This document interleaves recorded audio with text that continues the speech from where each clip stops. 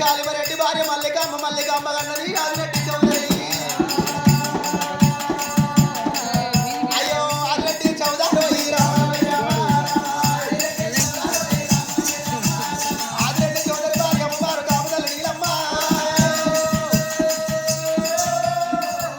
అమ్మవారు కాపుదల నీలమ్మ దేవి అతను కొడుకు పుట్టినాక రెండో గచ్చమైనాడు బట్టో బంగారం అయినాడు కర్ణాల కంది కళ్ళం లేపుల కందికు లేరుకోడు రాజు మల్లయ్య ఉంటాడా దేవరాజు మల్లయ్య రమ్మ రామయ్య అయ్యో దేవరాజు మల్లయ్య రమ్మ రామయ్య దేవుడు రాజవేలు సుందరమ్మ రామయ్య దేవరాజు మల్లయ్య కొల్లాపురి పట్టంలో కూడా కాలిపోయిన కొల్లపురిని కనకశ్రీ మేడలు కట్టిన కూడిపోయిన కొల్లపురిని కుదిరించి మేడలు కట్టిన మల్లయ్య సిలికలు బైరాలు కొండిరా నాయో శివలక్ష వేలు ఉన్నాయాటో సిలికలు బైరాలు శివలక్ష వేలు వంశలు కోరికలు అవి కొన్ని లక్షలు రారాజు మల్లయ్య రావనంట ఎప్పుడు రాజ్యం వేలుతున్నాడు రారాజు మల్లయ్యకైనా గాని ఇక్కడికి దగ్గర దేవగిరి పట్టం మీద వాడు దేవిరెడ్డి వారి కోన వారు మాకమ్మ వాళ్ళకన్న బిడ్డ పసిడికల్ల పద్మాల దేవుడిని తీసుకొచ్చి అంగరంగ వైభవంగా లగ్గం వేసిర్రు ఆనాడు రారాజు మల్లయ్య రణమంట రాజ్యం వేలుతున్నాడు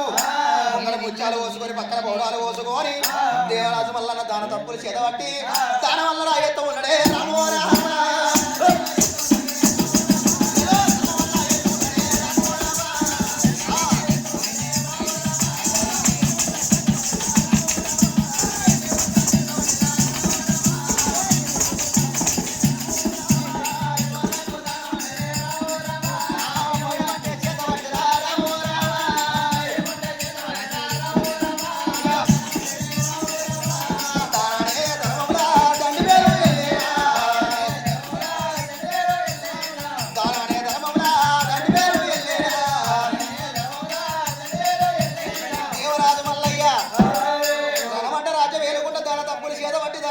ఎప్పుడు చేస్తున్నాడు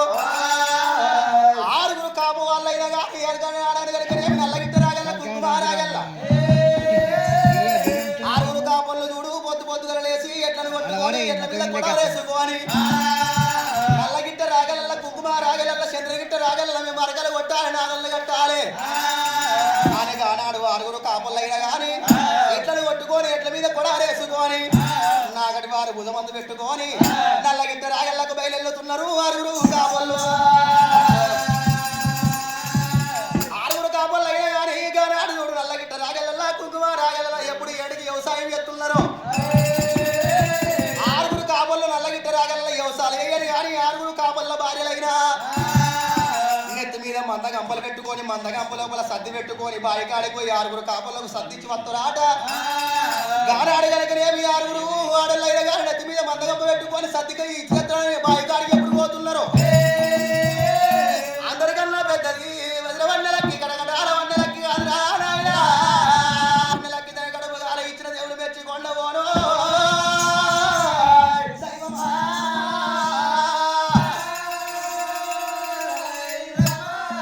కడగడాల వన్నెలకి ఏమనుకున్నది గానాడు చూడు దాని కడుపుల కత్తులు మెరుస్తున్నాయి నోట్ల బెల్లాలు పెట్టుకొని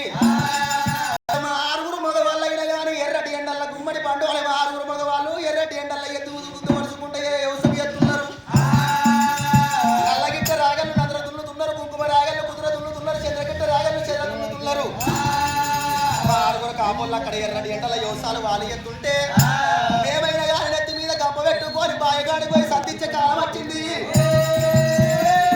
అందరికన్నా చిన్నోడు ఏకాంత మల్లిగాడు వాడు రామాని కూడా వాడు రాజ్యం ఏరుతున్నాడు ఎంత సిరి ఉంటున్నాడు ఏకంత మల్లిగాడు ఎంగిలిపాలు తాగే మల్లిగాడు వాడు రామాని కూడా రాజ్యం ఏరుతున్నాడు అందరికన్నా చిన్నదానికి సిరి వచ్చింది పద్మాలదేవి అది బంగారు టొంగుటి ఎలా కూర్చొని తులభారం అదుగుతున్నది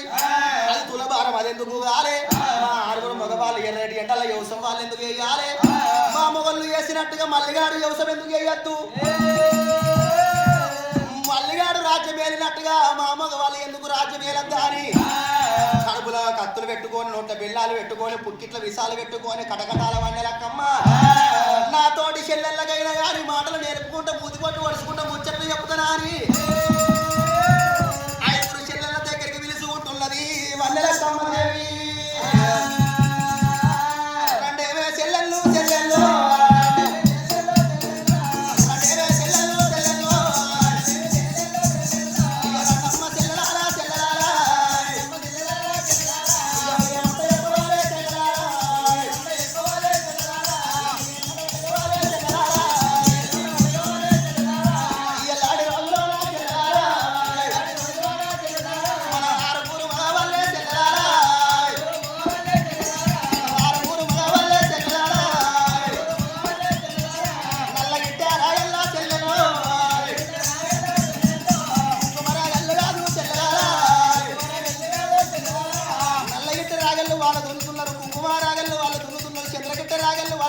చెల్లె ఎర్రటి ఎండల్లో మన ఆరుగురు మగవాళ్ళు కాయ కట్టలు ఎత్తుంటే మన మొగళ్ళు సంపాదించిన ధనమంతా దైవమంతా